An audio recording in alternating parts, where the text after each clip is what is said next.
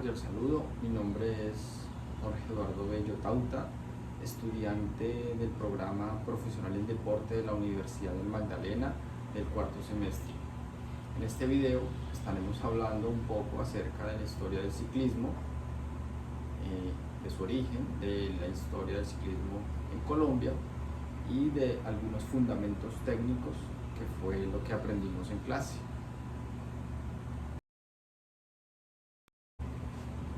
Entonces, dentro de la historia del ciclismo, en 1817 el señor alemán Karl von Drais crea la Draisiana, un invento que nace como alternativa para cambiar a los caballos en aquella época, ya que su mantenimiento era un poco costoso y su invento era de un costo menor. Este invento estaba elaborado en madera, de piñón fijo, y se impulsaba con los pies, pero a medida de los años se fue modificando y en 1885 el señor John Kemp introduce cadena de transmisión a la rueda trasera y en 1885 el señor John Dunlop inventa el neumático inflable y los hermanos Michelin patentaron el neumático desmontable y a lo que hoy sigue siendo el mismo sistema sin muchos cambios significativos.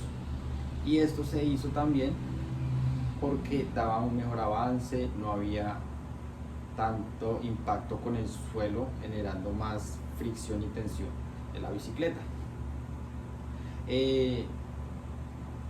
Aquí a Colombia la bicicleta llegó más o menos a mediados del año 1890 y desde entonces se ha convertido en parte de nuestra cultura usada por niños y adultos. La primera carrera del ciclismo a nivel internacional fue en 1868 con un recorrido de 1200 metros donde participaron 7 ciclistas. Dentro de la historia del ciclismo tenemos el surgimiento de las 3 grandes vueltas que conocemos hoy en día, como lo son el Tour de Francia, que nace el 1 de julio de 1903, el Giro de Italia en 1909 y la Vuelta a España en 1935. Como ya lo mencioné, son las carreras más importantes que se celebran cada año y que en la actualidad se siguen dando. En Colombia se disputó en 1961 la primera vuelta ciclística denominada o llamada el Clásico RCN, ganada por el señor Rubén Darío Gómez. Como grandes gestas deportivas en el ciclismo aquí en Colombia tenemos la primera Vuelta a España ganada por el corredor Lucho Herrera en 1987. En el 2002 Santiago Botero, un contrarrelojista, gana por primera vez también en el Tour de Francia una contrarreloj individual, venciendo nada más ni nada menos que al campeón del momento, el gran Lance Armstrong. En el 2003 tenemos al primer colombiano en vestir la camiseta amarilla del Tour de Francia, siendo el primer líder latinoamericano también, el gran Víctor Hugo Peña, que vistió la camiseta amarilla por 3 etapas. En el 2004 María Luisa Calle logra obtener una medalla de bronce en los Juegos Olímpicos de Atenas. Es la primera medalla olímpica en el ciclismo nacional. Ya más adelante llegan nuevas generaciones como lo son Rigoberto Urán, Nairo Quintana, Esteban Chávez, y dentro de ellos destaca Nairo Quintana, el primer latinoamericano en ganar un Giro de Italia en el 2014 y en el 2016 se corona también campeón de la Vuelta a España. Y actualmente, o más reciente, nuestro gran campeón del Tour de Francia, Egan Bernal, logra coronarse en el 2019 y en el 2021 también logra obtener el Giro de Italia, una gesta importante para el ciclismo colombiano. También podemos destacar las participaciones de Mariana Pajón en los mundiales, en los Juegos Olímpicos, y demostrando que Colombia tiene un gran potencial en el ciclismo nacional, y a nivel internacional somos muy reconocidos.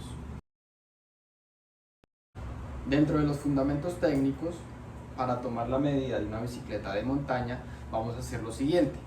Vamos a tomar un libro, lo vamos a colocar en medio de nuestra entrepierna, simulando como si nos sentáramos en el sillín, y con la cita métrica o el decámetro lo que hacemos es medir.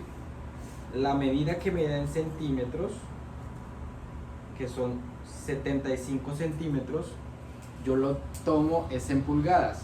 En pulgadas vienen siendo aproximadamente 15,54 pulgadas, lo que para mí esto indicaría que una bicicleta ideal para mí sería talla M, ¿sí? ¿Cómo hago esta conversión? Tomo 0.21, lo multiplico por 75 centímetros y el resultado que me da es 15,54, que es lo que debe sumar como pulgadas, que debo tomar como pulgadas, perdón.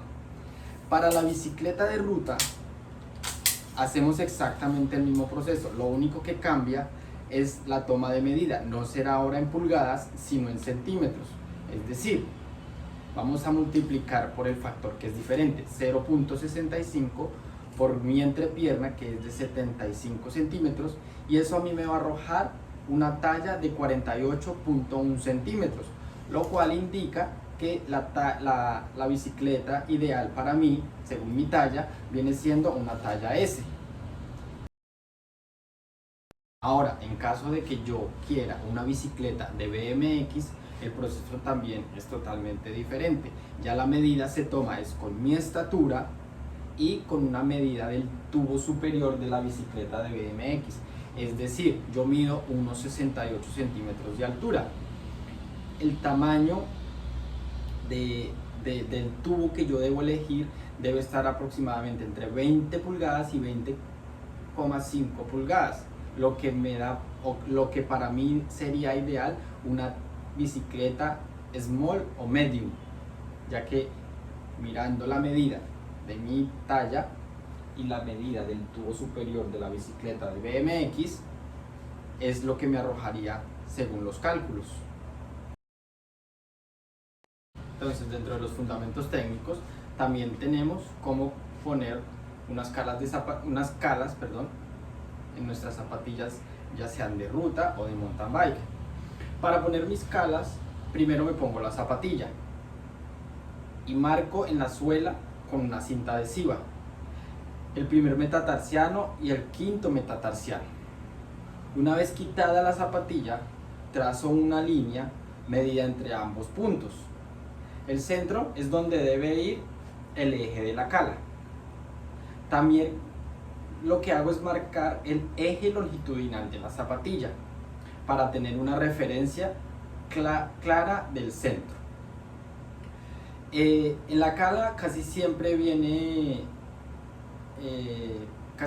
una marca que indica la posición del eje del pedal, pero si no la tiene, pues no importa, lo que podemos hacer es apoyar la cala sobre el pedal para identificar ese punto.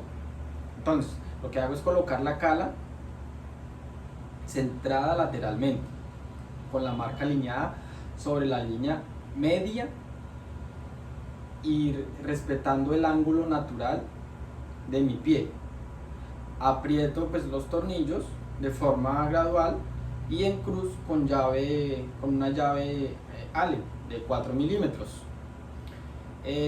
La diferencia entre ruta y mountain bike de las calas está en los componentes, es decir, en la mountain bike usa calas pequeñas metálicas de 2 tornillos. En las zapatillas o las calas de ruta, perdón, se usan calas grandes de plástico de 3 tornillos. El ajuste se hace igual en ambas, pero hay que hacer el proceso en cada pie, no con la toma de uno, sino hay que hacerlo con ambos pies. Y así, de esta forma tenemos la medida correcta.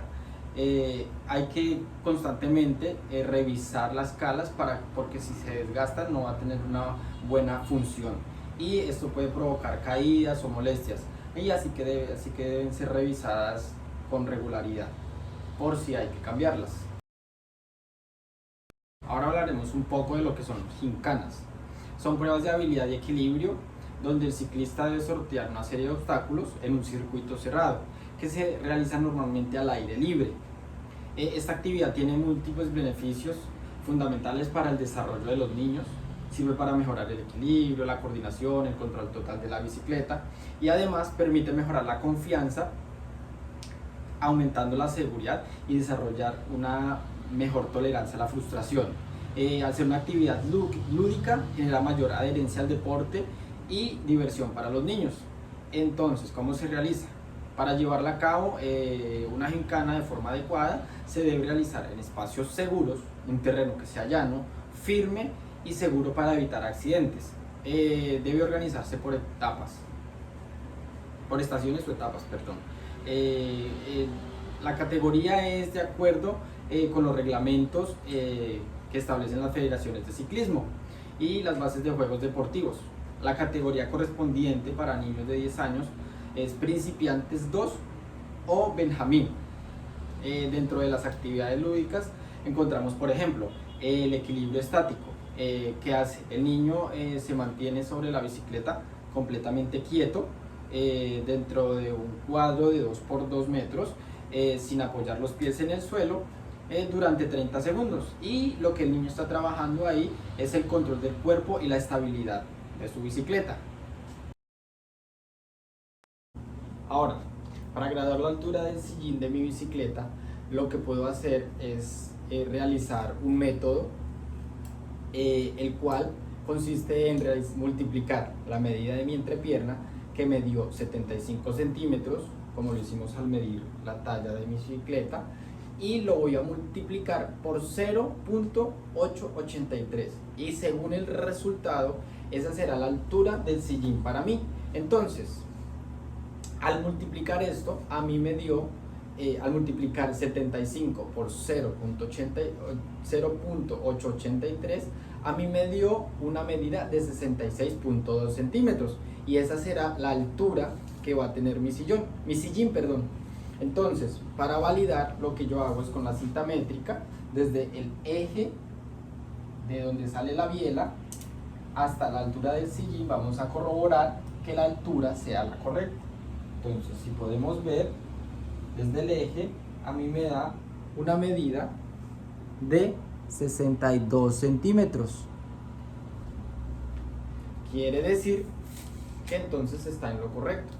Así realicé la medida para la altura de mi sillín, en el caso de mi bicicleta de montaña. Ahora, para ajustar el retroceso o graduar el retroceso del sillín, lo que vamos a hacer es con un hilo y con algo que le haga peso para que nos ayude a tensionar la cuerda. Lo que vamos a hacer es que nos vamos a colocar en posición de pedaleo, vamos a colocar las bielas en posición de las 3 y 9 en punto, y así poder tomar la medida. Entonces lo que hacemos es que dejamos caer la cuerda por delante de nuestra rótula, y la cuerda debe pasar por la mitad del eje del pedal. Si vemos que la cuerda, al estar por delante de la rótula, está en medio del eje del pedal, quiere decir que la medida del sillín es correcta. Si vemos, o en caso de que la cuerda o la plomada esté un poco más adelante o más hacia atrás, debemos hacer o correr el sillín hacia atrás o hacia adelante, según como esté la cuerda. En el caso de que estuviera más afuera de mi rodilla, debería correr el sillín hacia atrás. En caso de que la cuerda estuviera un poco más atrás, debería echarlo hacia adelante. Pero en este caso vemos que la cuerda está por delante de la rótula y cae al eje del pedal. Esa es la medida, y así es como yo graduaría el retroceso del sillín para optimizar el pedaleo y evitar dolores lumbares o lesiones.